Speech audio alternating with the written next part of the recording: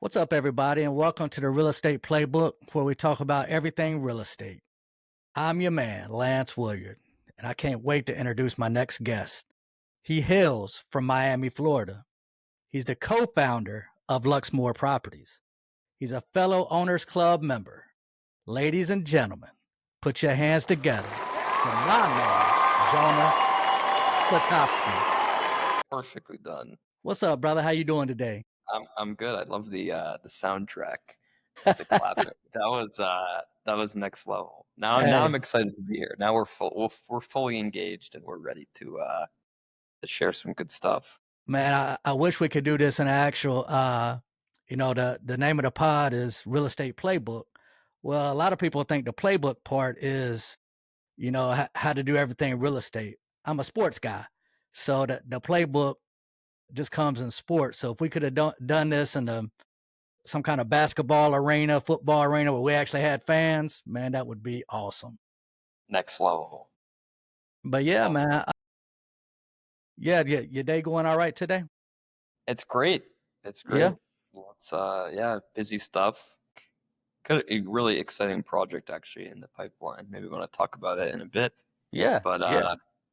we're and we'll get I guess into a little bit more about our business and Okay. all those other fun things. But we got a cool partnership brewing with someone, Owners Club OG. We have a lot of synergy with our two businesses, and we're about to kind of launch something together that helps both of us. Lots of anyone who's wholesaling out there, we're coming to give you some much needed help, I think. Cool. Well, shoot, well, we're gonna roll in the straight. How'd you get into real estate? Tell me a little bit about your story. Before and then how you got into the real estate. Yeah, I think it's a good, interesting question. Good place to start. The funny thing is, like, I think life always just hands you kind of randomness, and you go with the flow and you figure it out. I left college and went to Wall Street. So I worked my way in college, did, all the investment clubs, all these other things to set up myself for interviews, to set myself up for internships, to go to a Wall Street job. Ended up in Wall Street in New York doing investment banking. And within, 7, 8 months, I was like, this is not for me. I didn't like it. And had an opportunity to join a startup, join a tech startup from there. That lasted for about a year and got to the end of 2022 and was like, I don't really know what my next move is. And my mom actually happened to be, following Pace Morby and kind of had her hands a little bit wet with real estate, bought a couple Airbnb short-term rental properties.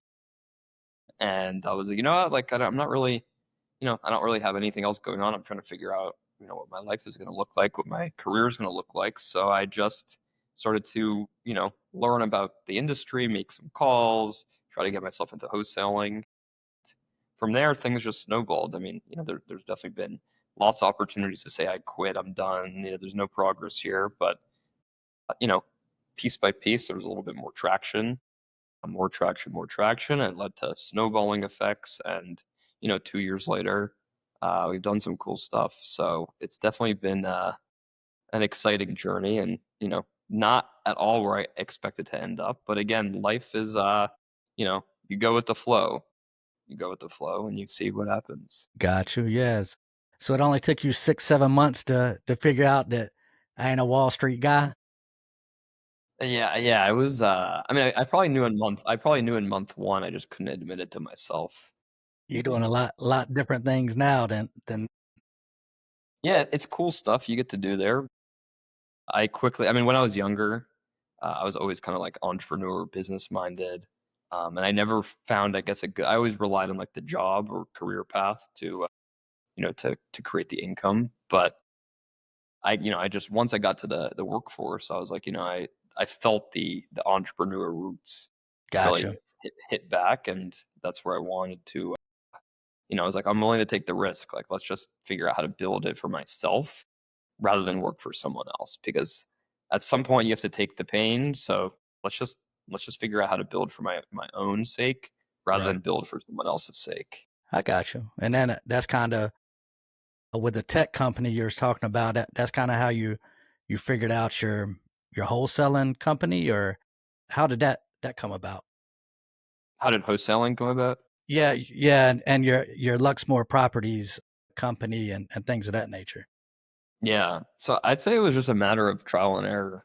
We were just seeing what was popping and kind of trending at the time that we had entered in. At that point, sub two deals, low equity properties, seller financing, and creative was what was hot. We saw a need that, people wanted to buy them and they weren't really figuring out how to source them.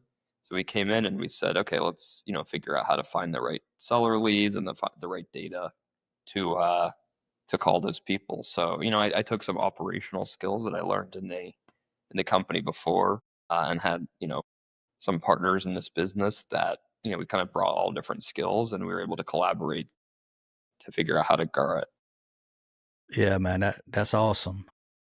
Something that I like, I go on your site and all that.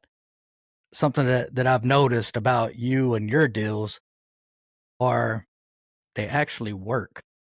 You know, I get with a bunch of other wholesalers and that they're wanting, 100,000 more than what can be possible. So what I love about your deals and all that is that you're fair to the seller as well as the buyer. So man, I applaud that just by the deals that I've looked at on your site and just looking at. Yeah, no, I mean I think it's important to provide, what the market actually wants, Right. right? And it's both a buyer. The buyer is the one that's kind of paying us. The seller has to agree to certain terms. Exactly. So we're trying to find the ones that make sense for both parties. A lot of wholesalers are usually just locking things up too high just to get a contract, Exactly. and you put yourself in a bad position. You're Exactly. just not going to be able to find the right person for it. Yeah. Speaking of that, putting people in bad positions, trying to help people. What I know a big thing that you're doing here lately is the Morby method. Yeah, There's not a lot of things out there about the Morby method that I've seen, and I actually called you on a Morby method deal, and you explained it to me very well. So, could you let people know how the Morby method process works? yeah. So it's a great question. I think it's coming up a lot more and more, and we're definitely doing a lot of education as we find these deals and look for buyers for them. But Morby method, or we'll call it a DSCR, seller carryback. It's named Morby method, which is for Pace Morby, which is kind of an interesting. It's interesting that he picked that as the Morby method because it's kind of the least creative of the creative things because you still have to go get a loan. Yeah. But True. but anyway, the Morby method or seller carryback or whatever other terms you want to use, I call it basically like a gateway drug for creative, right? So you have like a sub two or seller finance deal on the far side of creative. That's fully creative, no banks involved, no loans involved, fully the seller kind of financing you or giving you the terms to get the property. And then the other side, you have a fully conventional or cash deal. And so that's, go get a loan, just a typical process, or could close the property in cash. And in the middle of those, you have, this type of seller carryback Morby method deal, which is basically you're going to go get a loan. The buyer gets a DSCR loan typically in first position at anywhere from 70 to 80%, or maybe even a little bit less LTV, loan to value. And what they're going to have set up is the seller is going to hold back a small percentage of their proceeds at closing. And that typically looks like 20 to 30%. And the way that's done, without getting into too much lingo, is it's in second position. So they're actually financing the loan behind the first mortgage. And what that sets up for the buyer is a way to get into a property for typically $0 down. So because that's a little confusing, we can kind of run through what that looks like from an example. Let's say you're buying a property for $1 million. You can go out and get a loan for 750,000, let's say at 75% loan to value. That's kind of typical terms if you're in the lending world. Gotcha. So the way you would negotiate with a seller in this case, or the way a successful mortgage method would close here, is the seller would then, instead of taking all their proceeds up front, they would hold back, 250,000 of that 1 million. They would basically lend it back out to the buyer. And what happens using a variety of transactional methods is that the buyer doesn't have to bring any money to closing because they had the $750,000 loan from the bank and a $250,000 loan from the seller, giving them, an opportunity to go out and buy a property for no money down and start, renting it out and making cash flow from day one. That's, hey, that's sexy to me. I ain't gonna lie. Um, Sometimes you even get paid for it. I mean, that's even like, sometimes you're even sexier. getting, yeah, that's even sexier. Like, making a few bucks and getting money in your pocket that you can use for rehab or, for furniture or for closing costs or other things, it is even a better setup. So yeah, that's definitely the pros to Morby Method deals is, it opens up a different avenue. What kind of seller is open to those types of deals? Uh, Yeah. So but sorry. nah, So I got what type of sellers open up to these kind of deals? yeah, So um I think it's a seller that, first of all, they need to have a bunch of equity, right? So a seller needs to be able to have, typically at least 50% equity or 40, 30% equity in order to even do that carry back, right? Because if they have to pay off a loan when they sell, it's not going to work. But, typically there's some level of motivation, right? So I think all creative deals start with motivation in that the property has sat for a while. It has some sort of unattractive feature that makes the buyer pool less or, just more tight and, harder to find buyers that are interested. You may have a seller that's, savvy or open to some sort of flexibility. Maybe they don't care about getting the proceeds all up front. And some benefit to them also is that, if they hold back a piece, what they're really getting is interest on their money. Because that secondary loan, the 25 to 30% of the purchase price, can come with an interest rate of, ideally for the buyer it's 0%, but it could be it. 5 to 6%, and that gives them, basically interest on their money backed by the property. So there's definitely some risks involved, which, I'm happy to get into, but it's a good middle ground for a seller who says, "Hey, I really want to sell. I'm open to the flexibility here, um, and I trust the way that this is set up that it will actually protect me." Got you. Yeah, that's. I'm not a direct to seller type person, so it's just curious because obviously I know, the pre foreclosure people, that they want to sell. That's their motivation. So just kind of interesting on the Morby method on the types of people that are just needing, I guess, the motivation to sell. Is what I'm trying to Yeah, say. yeah. I think a lot. You're looking for the right person. It's a little bit less motivation than a sub two deal, but definitely more motivated than just someone who's willing to wait it out for the best price. Got you. Now, earlier you was talking about you got another OG at a owners club, which I am as well. Just bragging a little bit, but what you got going on with them? Exactly. With the partnership, Yeah, yeah. What y'all working on? yeah. So I have a buddy. We've collaborated for almost a year now. We're kind of just tossing ideas, different projects. He runs, an agency that focuses on motivated seller leads for wholesalers. So effectively, what he does is, he's a kind of a meta Facebook ads guru, and he has, kind of has mastered the process to run the right copy and the right creatives. So that's basically the two components of an ad. Generate great seller leads for his clients. So he's taking those clients, he's taking those leads, giving them to his clients, and helping them grow a wholesale business using those leads that they can then go close. But what he's realizing after he's had 20 to 30 clients and now really rapidly growing is a lot of people have the struggle of the dispo side, and they get these contracts and then they say, hey, I don't really have anything built out, I don't know what to do with them, we need some help.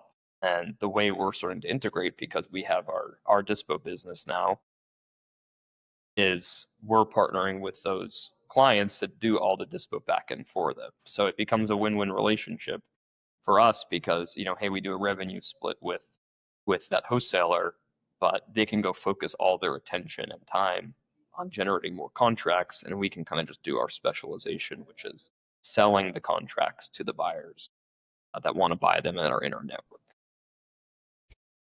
Interesting. Yeah, yeah. So I think it'd be great to build a fully integrated growth system for wholesalers, right? Is really the way to get everyone to be more successful. Let people come in, grow beyond 1 to 3 deals a month, and really ramp up their operation. Okay.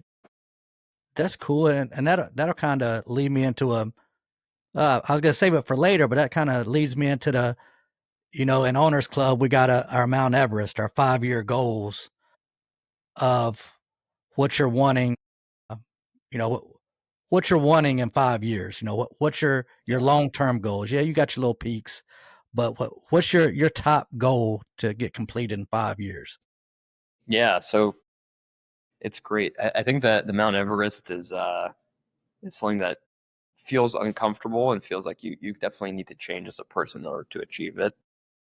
My Mount Everest, after really thinking about it a lot, and I'm sure we'll continue to evolve, is really on the business acquisition side. So I've set a goal to acquire or build a portfolio of 100 businesses, basically helping out retiring business owners or people that are looking to move on to the next stage of their life and sell their operation. So that necessitates me getting even better at operations, getting better at raising capital, getting better at structuring and marketing and negotiating and doing all of these different skills that combine into being able to take someone else's business over and help grow it. What that looks like today is really, I can use the businesses that I have, which are the wholesale dispo business and then our co-living concierge search, to refine my operating skills. And as I refine my operating skills, that those easily translate into qualities that I have that will allow me to effectively take over other businesses once purchased. Okay, I got it. What you said something that warmed my heart up with the co-living concierge service. Yeah. You got to tell me about that. What is that about? Yeah. So I know you're a co-living guy, right? Exactly. Co-living is we could just keep plug co-living, and I think we'll, the Pace Morby or kind of the real estate investing groups are early to this trend. This is watching the space for a couple of years now. You can see where the trends are picking up and where things are going. And co-living, for people that don't know, is a process of or the idea of co-living is that multiple roommates live together in the same property. And the way it's being done by investors is they're taking typical single family homes, sometimes some multis, but single family homes, breaking them up by room and renting them out by the room to 6, 8, 10 people or even more depending on the property. And these, because you're renting by the room, it allows you to generate excess cash flow beyond just a typical long-term rental. So this trend is picking up because of pad split and because of the affordability crisis. Both of those two things are, pad split growing rapidly, doing the tenant searching for investors, and then kind of the broader affordability crisis in the U.S. These two things together really make co-living super interesting. So that is playing out, and we're seeing a lot of investors really flock towards co-living as their exit strategy. They want to get the cash. They want to figure out how to build that portfolio. And we said, hey, we already have the dispo business. We have access to lots of deal flow. Well, we're going to go out and help newer investors or people that don't have those ties into wholesalers, into off-market deals, into brokers, go find those deals for those investors. So we're basically doing a white glove kind of full soup to nuts concierge service for them. We find the deal, we partner with them to figure out what are their goals and priorities. And when we find a deal that works for them, we do the TC process, the closing process, and we set them up with the right vendors that will, rehab the property and make it ready to go live on pad split. So yeah, super exciting things to come with that. Awesome. Is up and running right now? It is. We're working with our first couple clients. I'm gonna get to it later, but just because we're on this, how can people get a hold of you to get that service? Yeah. Either go to my Instagram, which I'll plug, Jonah.Platovsky, which maybe can add to the show notes. But we also have our site, thecolivingconcierge.com, is where you can set up a call and talk more with our team about how we can suit your needs. Hey, I'm gonna hit up your team myself and talk to them because that sounds awesome, man. There's not too many people that are doing kind of that boutique. I'd call that boutique concierge, to where from the Rudy to the Tootie, the top to the bottom. That's yeah, I think it's about filling in the gaps. People are more, there's other people that, they already have portfolios. They know how to do the whole setup and all of that stuff, and they just need deals, and we can fill that gap for them. But there's a whole much broader community out there that have never even heard of co-living. We're Yeah. about to take on an operating partner for the business, and he's like, I know Airbnb, I know short term, I know Section 8, I know long-term rentals, but I never heard of this thing. And he's like, that's super exciting. He's like, I want to be partners in this business because, it's the next wave. And I think that that's the case. Definitely, definitely. Affordable housing just all over the US is a huge problem. And that's kind of why I'm in the co-living space as well. It's just uh, uh, obviously me as a owner is going to make some more money, like you said, but I'm helping people, so I'm able to help more people to get more people into a single family house than just providing one house per family. So For yeah, sure. that co-living's banging. It's great. I mean, the affordability issue is definitely tough. It's like what are the solutions? Like how does the US as a country solve the problem? And it's either you build more inventory or you convert the inventory to serve more people. And building more inventory doesn't always work for a variety of reasons. Yeah, The taking ability to time. take a house and instead serve 6, 8 people, or even I've seen ones that have 15 rooms or even more. Serving 15 people at once versus 2 people, enough It's over time compounds, and you have land 100 lances out there that are each serving 1,000 people. Is you just helped 100,000 people, which starts to make a real dent. So right. it's great stuff. Yeah, it really is. Okay, what does your portfolio look like? What do you have? What are you managing as far as you? For myself, like, what do I own? Yeah, Yeah, so there's an Airbnb up in St. Augustine, and then I just sold my other Airbnb in Tennessee, and we're kind of in the co-living search as well, but we're gotcha. cash flow focused right now. We're waiting for the good deals to come up for ourselves and kind of grow the portfolio from there. It's been heads down in the wholesale business for the Hey, last 2 years. I think it's good to focus on one thing at a time, and people do the model of best and wholesale the rest, but keep the best is not just a 2-second decision. right, If you bought any property before, you see it ends up being a project. You have to deal, even if you have a property manager, it's a project. So it is. it's good to keep the attention focused in one area, and along the way, also with the concierge, where I lied because I actually undersold the portfolio a little bit. With the concierge, sometimes instead of charging a retainer fee, we're actually partnering for equity with some kind of investor groups. So we're about to close on one with them later this month, out in Tampa area.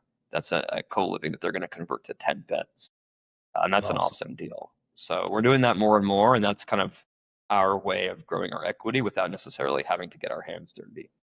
Yeah, nah, that's awesome, man.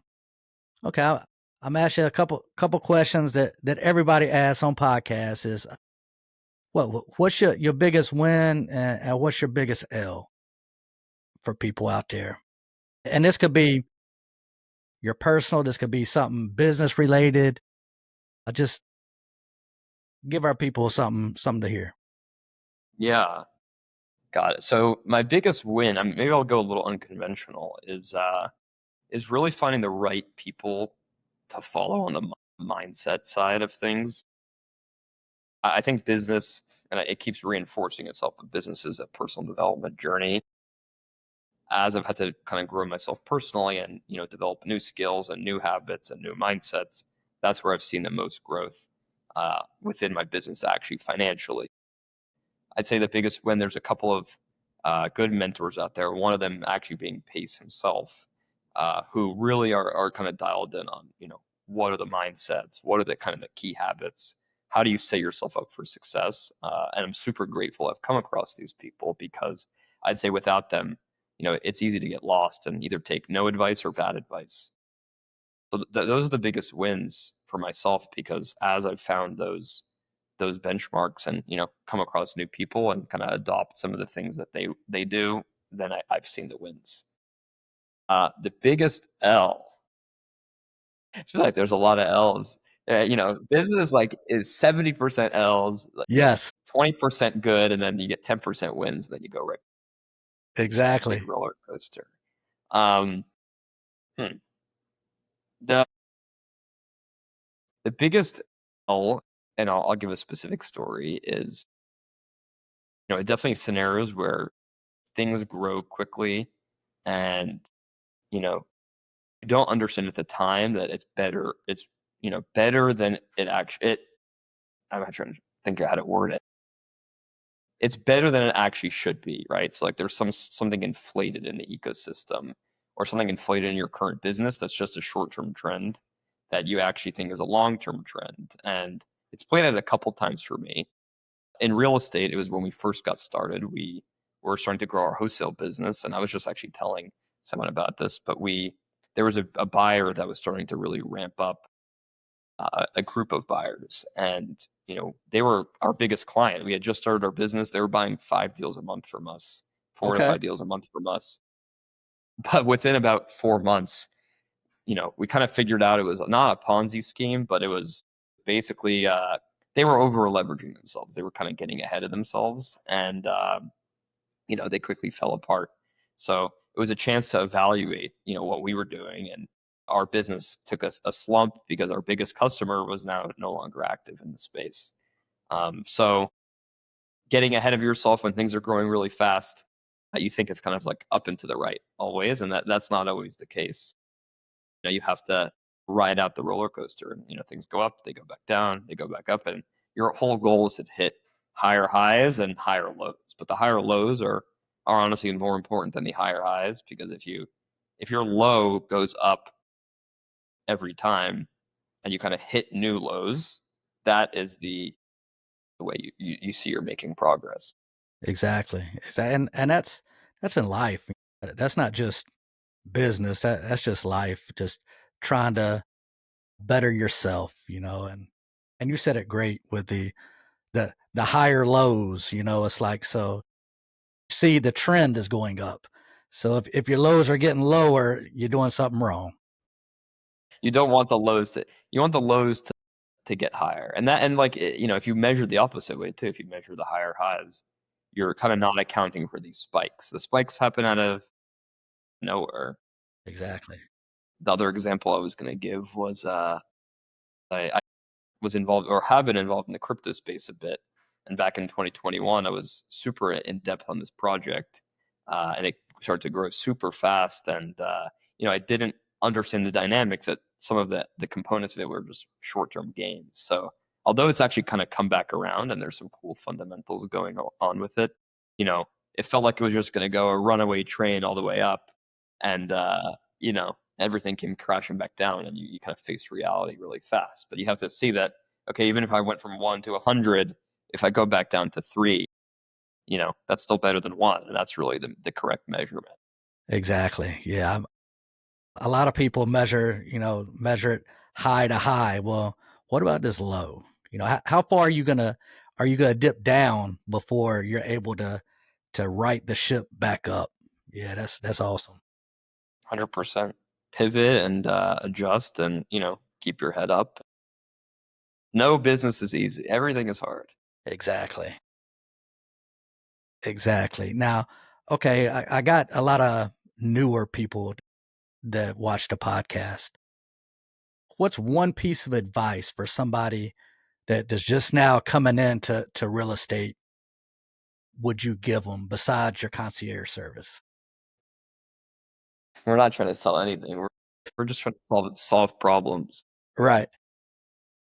The piece of advice is try, I'd say it's twofold. It's try to identify quickly what's your skill set and what are you aiming to do, right? So make sure you're in the right vehicle for what your goal is and that your kind of basic skill set fits what is best served by that goal. So, if you need active income, you should probably be wholesaling rather than buying and holding. If you don't have that much time and you're kind of doing something aside from a W-2 job, you probably shouldn't be running a business that requires all of your time. So you have to make sure that your lifestyle and your skill set, right? If you're a sales oriented person, you probably shouldn't just be behind a computer building systems. And if you can't talk to anyone, you shouldn't be on the phones with sellers. So you need to make sure both your environment and your lifestyle and your skill set fit the vehicle that you want to be in. And then the second piece of that advice is once you find that vehicle and that right setup, you just need to stick with it and get proof of concept for yourself because everything works, every model works, wholesaling works, lending works, fix and flip works. Like even within wholesale, every single type of channel works. But if you're just getting started, it's all about building the confidence to get your first couple of deals. So if you're going to keep pivoting and saying, oh, this didn't work, we need to go switch to something else this week, you're never going to get the momentum that you need in order to develop the confidence to do more deals. So once you're in that thing, you have to just stick with that path and say, I know I'm going to get a deal. I'm 100% sure that there's a deal to come for me. And once you get that and you get the proof of concept, you kind of develop the confidence to go say, hey, we should continue with this. This is working, or we need to make a slight adjustment because, we need to wholesale to different sellers or we want to choose a different market or do something different. But yeah, it's first pick the vehicle and then, have the confidence that that vehicle can be achieved in a kind of a medium term time frame. You definitely are putting things in the correct terms. I like the way you're saying vehicle. I like the way, you know, what 95% of people that try to get in real estate are like, oh, I've been in it for 2 weeks and I hadn't got a deal. I'm a quit. It don't work. But stay the path, keep your blinders on again, and just put your head down and start working to it. I agree 100% with what you just said. Yeah, it's tough. I mean, it took me about 4 months, yeah, I think 4 months to get my first deal. And as I kind of said before, I was like, there was many times where you're just like, this doesn't work. I want to quit. What's going on here? And you kind of just have to you have to let the world flow before you and just keep chipping away. Yeah, I got you. Now I got maybe a couple more questions for you, Let's do and it. this one is weird. It's something that I want to know that most people don't understand. We see Pace. Pace has got all these businesses. He's got his family. He's got um, all of his team below him in his businesses that he's wanting to help and do stuff. Same with Jerry Norton. I saw him at Squat Up, and I asked him, and I was like, "What is a typical day? You've got all this stuff going on. I mean, to include you, you've got different businesses. You got, you're a fit guy. What is your typical day from? Are you an early bird? From when you get up to when you go to sleep? What do you do?" Yeah, it's good. Every day is slightly different, but I'd say here's the standard. Usually get up at 7. I've tried to push a little earlier, and I I think it's too early for me, and I just get like a little. I just want to be kind of well rested and energized for the day. Usually get up around 7. First hour to an hour and a half is kind of flexible time for me. I do my standard morning routine, which is I read this one page of a book from Transurfing Reality. That's my plug for the podcast. Is Okay. book that will change your your perception and your thoughts, just like I talked about with our mentors.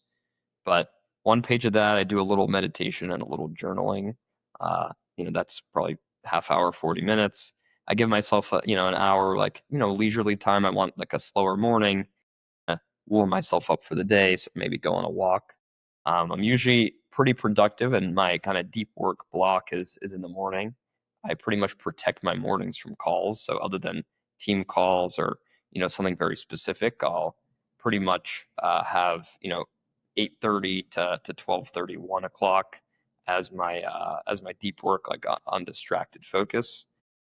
You know, 1 to 2, I'm doing lunch, walk. I like to get my steps in, so I'm always trying to move and get that sun. We need to keep the tan going. Especially, I mean, you down there in Miami.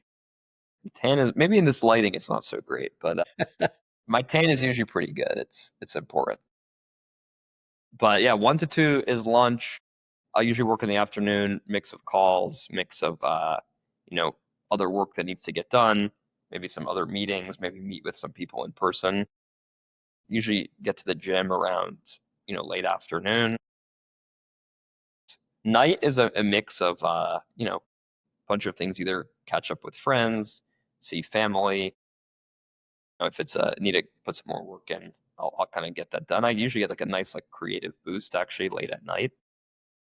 So maybe like in the 8, 9, 10 o'clock range. Less of like I need to get a lot of output done, but more my brain's working and is innovating and thinking ahead. So that's a standard, pretty much standard work day. Obviously it varies a lot. I've been traveling a bunch. I like to remote work a lot. So I posted up in Costa Rica in January. That was my work destination for the month there. And probably be actually in Tel Aviv this summer doing the same thing. So that should be fun. But I think the routine can kind of move with the location. Right, definitely. Just where you go is can have some sort of influence on what you do. That's the way it's just each day is a building block day by day, and it's a balance of put the work in but also give yourself some grace. And I think it's easy for a lot of entrepreneurs to just overwork or think they're not doing enough, look around them and see all this stuff on YouTube and Instagram. You're not working enough, you're not doing enough, you're behind. It's easy to feel behind, you have to keep up, but if you put the work in, you put the effort in, you have to kind of balance it out with give yourself that leisure time, let your system relax, enjoy time. It's all about, and you have to just enjoy the day by day journey, or else, what are you doing it for? Exactly. I'm with you 100%. You're a owner of your business, so you want to own your own business so you don't really work for the man and you can kind of do what you want to do. Okay, well, if you're just sitting here doing this all day and talking all day, why? Yeah, it's So just you just bought yourself a job. You're an owner of a exactly. job. Exactly. So yeah, that's awesome. All right. Like I said earlier, the playbook part of the podcast is sports related. You a sports dude. Tell me your teams. Tell me what you like about sports. Yeah, I'm a Gator. Go Gators. We just got the that was a bad chunk, but I'll give you the full chunk. That's Go Gators. We just pulled off the March Madness basketball national champion, so that's fun. I'm probably the Gators fan the most, so football and basketball. Like the Heat, they're not so great, but they're kind of Just got secondhand. swept. But yeah, it is what it is. Yeah. At But least you but were Gator there. Gators all the way. Listen, you know, I have the school pride. That's what I'm attached to, and to me, that matters more than the professional teams. That's cool, man.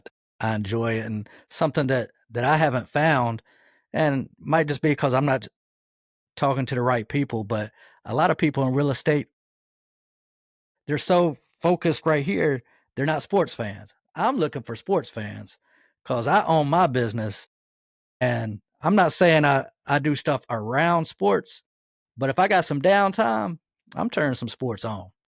So Yeah. it's pretty cool to find another sports guy.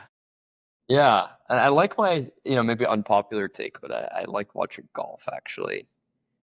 Golf is fun for me to watch. I think if you any game you play, when you play it and you're like, damn, this is hard, you know, and I'm not a great golfer. I never, I'm like kind of like was always on the brink of breaking 100. But you watch these guys, and I mean, there's just so much appreciation and respect for, I can go hit from 190 yards out and kick it 3 feet from the pin. It's just, it's so it's fun. Consistently. It's consistently, and you have no one else to blame but yourself. It's all on you. You can't make mistakes. It's a game of perfection, and it's really cool. It's a fun game to watch actually. Yeah, that's cool. I try to play golf. Well, I'm not gonna say play because I don't feel like I'm playing, but I go out there and I hit the little golf ball around. It's a tough game. Yeah, it It is is. a tough. All right. Well, where can people find you, talk to you? What's your socials? How can they hit you up? Yeah. So Instagram is mainly where I am. I'm on YouTube as well, but you can find me generally everywhere. Jonah Jonh dot Platovsky, and hopefully that will be spelled out for someone. Platovsky. That's where I'm kind of updating everyone on everything, talking about co-living, talking about our wholesale business, just kind of sharing my insights or sharing my experiences with everyone on there. It's Instagram, doing more YouTube as well now. And, people can also find me on Facebook. I'm pretty active in real estate investor groups. And if you're kind of in those weeds as well, you'll find me hanging around there. Cool. Well, brother, thank you very much. I learned some stuff off the podcast. So I greatly appreciate your time for coming out. If y'all got any questions for Jonah or myself, just comment below and tell us, what you like, what you don't like, what questions you have. Smash the like button and subscribe below. I'm going to continue to bring big name people and bring value to you and your business. Until the next one, I'm out. Peace. Awesome. Thanks. It was